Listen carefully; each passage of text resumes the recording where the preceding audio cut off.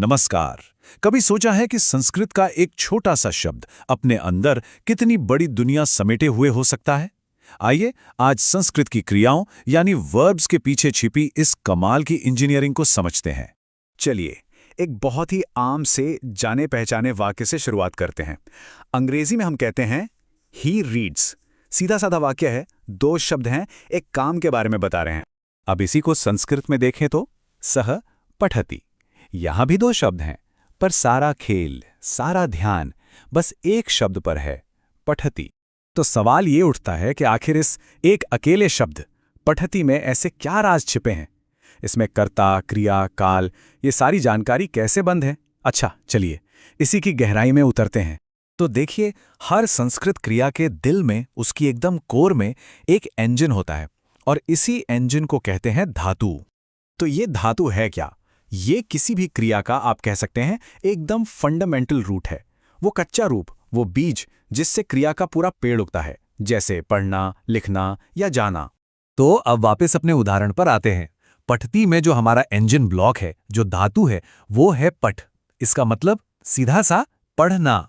यही है क्रिया की आत्मा, उसका कोर आइडिया। लेकिन रुकिए, बात सिर्फ इतनी सी नहीं है।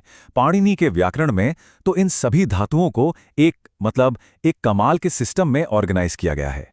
और वो सिस्टम क्या है? ये सभी क्रिया धातुएं बटी हुई हैं 10 अलग अलग वर्गों में। जी हां, पूरे 10। इन वर्गों को कहते हैं गण। ये जो लिस्ट दिख रही है, ये हैं वो 10 गण। अब ये सिर्फ एक लिस्ट नहीं है, इसे ऐसे समझिए कि ये क्रियाओं को उनके नेचर, उनके बर्ताव के हिसाब से बांटने का एक बहुत ही साइंटिफिक तरीका है। तो सवाल है, इन गणों का काम क्या है? सोचिए, हर गण एक टूलकिट जैसा है। इसके अंदर वो सारे नियम और औजार हैं जो बताते हैं कि किसी धातु से एक पूरा शब्द कैसे बनेगा। मतलब किस धातु में कौन सा प्रत्यय कैसे जुड़ेगा, सब कुछ एकदम फिक्स्ड, एकदम प्रिसाइज। ठीक है, तो हमारे पास अब इंजन ब्लॉक यानी धातु है और हमारे पास एक टूल किट यानी गण भी है। अब जरूरत है इंजन को यह बताने की कि उसे करना क्या है और कब करना है। और यहां पर एक बार फिर से वही जादुई नंबर सामने आता है, 10।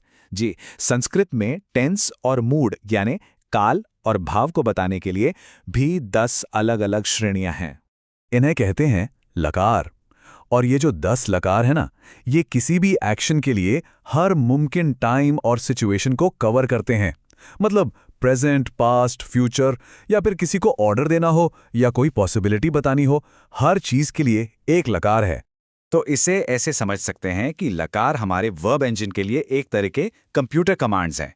यही धातु को बताते हैं कि भाई तुम्हें प्रेजेंट टेंस में काम करना है या पास्ट में, या फिर एक कमांड की तरह। अच्छा, अब 10 लकार एक साथ याद रखना थोड़ा मुश्किल लग सकता है ना?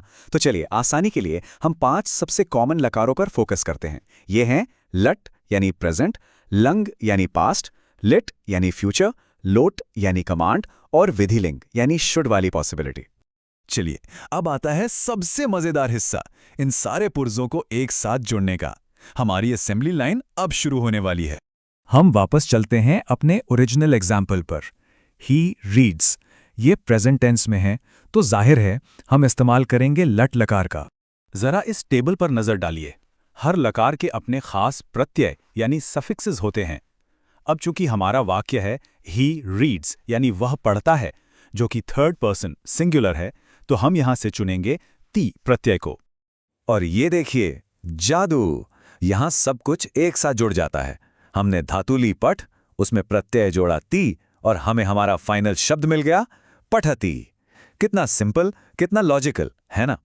और कमाल की बात यह है कि ये सिस्टम एकदम कंसिस्टेंट है। जैसे पठ एक परस्मैपदी क्रिया है, मतलब इसका फल किसी और को मिलता है। लेकिन सेव यानी सेवा करना, ये एक आत्मनेपदी क्रिया है जिसका फल कर्ता को खुद मिलता है। तो सिस्टम इसके लिए एक अलग प्रत्यय ते का इस्तेमाल करता है और शब्द बन जाता है सेवते। देखिए कितनी गहराई है।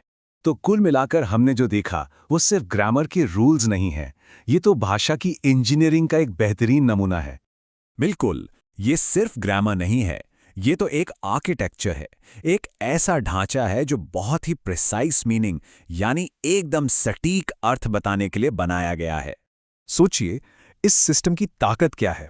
एक ही धातु पट से ये सिस्टम अलग अलग गण, लकार और प्रत्यय लगाकर दर्जनों, जी हां, दर्जनों अलग अलग वर्ब फॉर्म्स बना सकता है। वह पढ़ता है, वे दोनों पढ़ेंगे, तुम्हें पढ़ना चाहिए, सब कुछ एक ही रूट से। और ये सारी बात हमें एक बहुत बड़े सवाल पर लाकर छोड़ देती है।